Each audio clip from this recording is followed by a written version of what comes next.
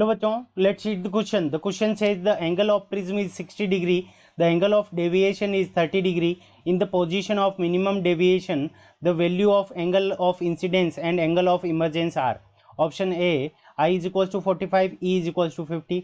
Option B I is equals to 30, E is equals to 45. Option C I is equals to 45, E is equals to 45. Option D I is equals to 30 and E is equals to 30. ठीक है बच्चों.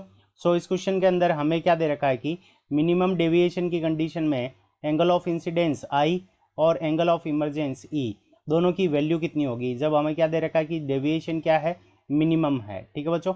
So minimum deviation के लिए दो condition लगाएंगे. सबसे पहले delta minimum का फॉर्मूला लगाएंगे. So delta minimum is equals to, so del minimum is equals to हमारे पास में क्या हो जाएगा, 2 मल्टीप्लाइड बाई आई माइनस ए.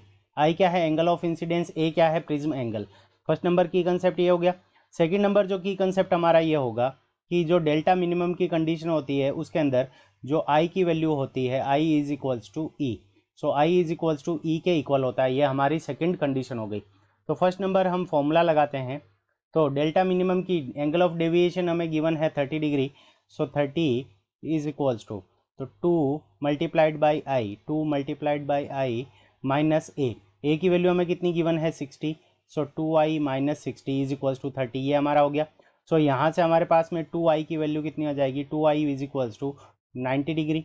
तो 2i की वैल्यू हमारे पास में 90 डिग्री आ गई. तो i इज इक्वल्स टू हमारे पास में कितना आ जाएगा, 90 divided by 2. So 90 divided by 2. तो यहाँ से हम क्या लिख सकते हैं कि जो i की वैल्यू आ गई वो हमारे पास में कितनी आ गई, 45 डिग्री. अब देखो i की और e की दोनों की वैल्यू इक्वल होनी चाहिए. So i is equals to e is equals to 45 degree. तो आई और ई दोनों की वैल्यू हमारे पास में कितनी आ गई, 45 डिग्री के इक्वल आ गई.